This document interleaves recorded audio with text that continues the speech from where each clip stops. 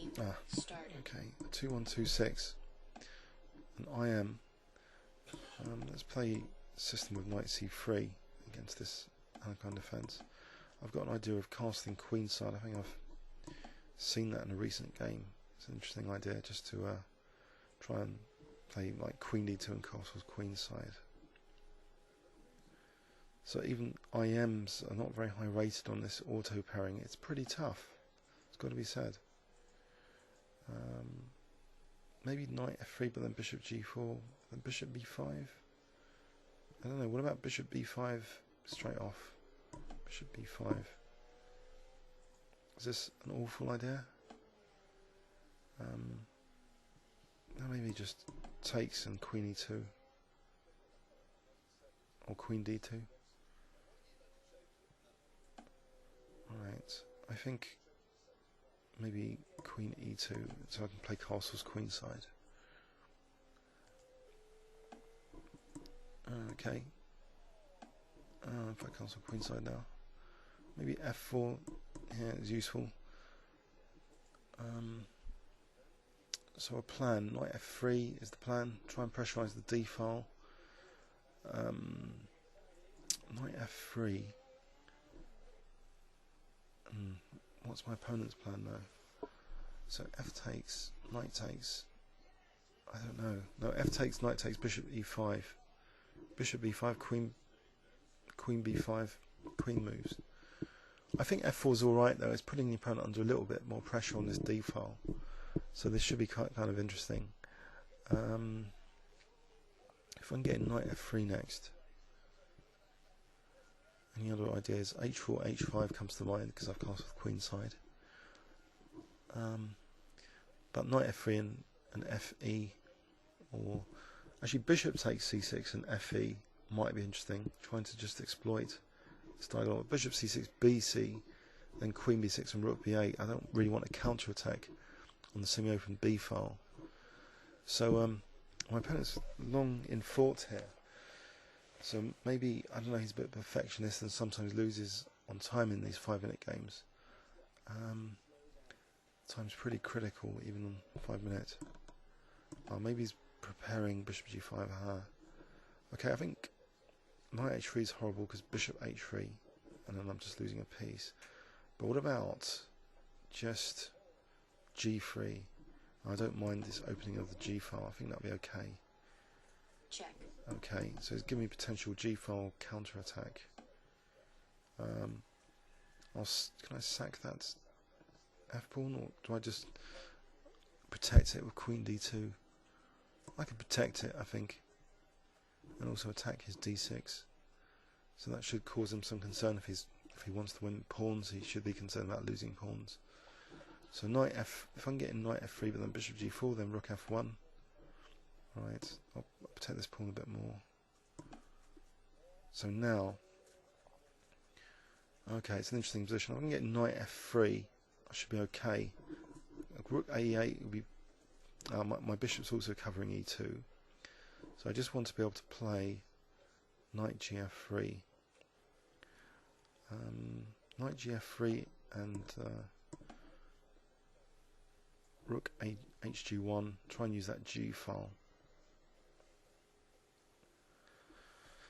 Anything else springs to mind? He has discoordinated me. I'm not even attacking d6 now, but can I just try and get something on this g file going? So knight g5, queen e3.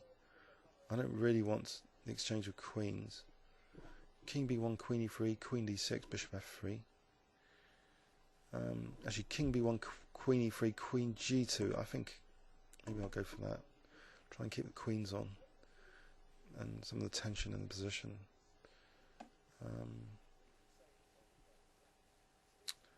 Unfortunately, I'll get back row mated if I'm not careful with queen g2, bishop f3, rook f3, queen e1. So maybe actually queen d1. Oh, I don't like that. A bit grovelly.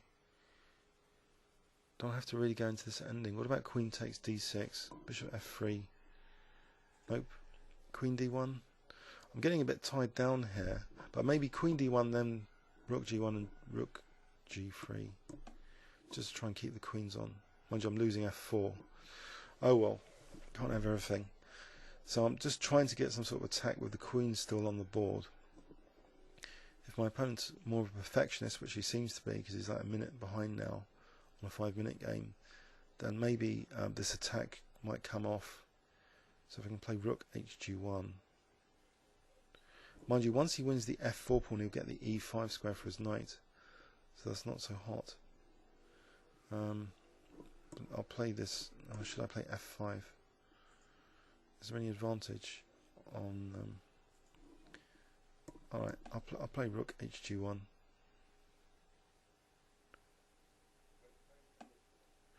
Now, rook g3. So this is grovelly, but am I at least threatening something like queen takes d6 in some variations? Or bishop takes f3? Okay. So that g-file seems to be academic at the moment because of my f3 problems. But actually knight takes e5 here and I get an attack on his queen. So maybe knight takes e5 is worth playing.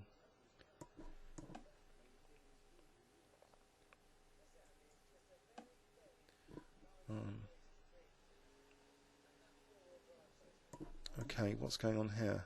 Rook takes, bishop takes. I'm not totally behind on material. Good news.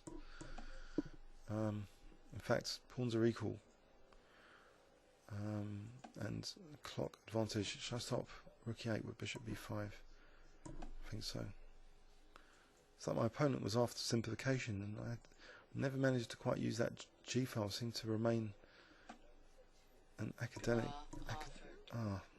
I think because my opponent's time pressure, I've got a practical advantage. So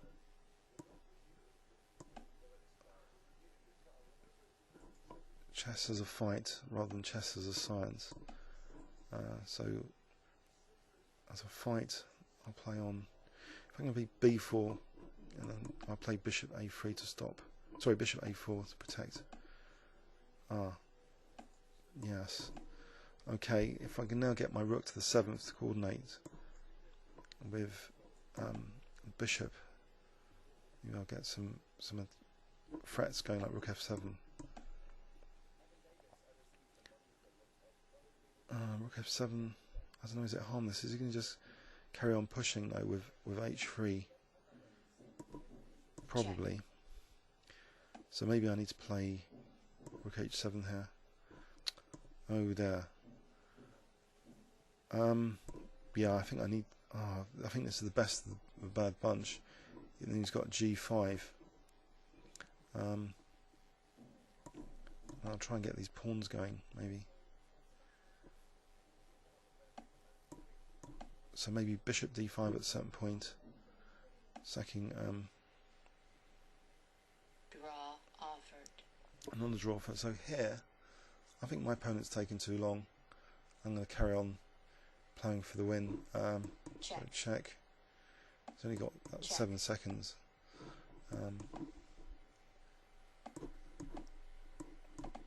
If I can get in king b4 and c5. Check.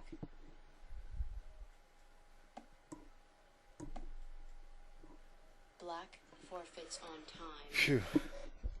Sorry, terrible game. Please leave any comments or questions on YouTube. Thanks very much.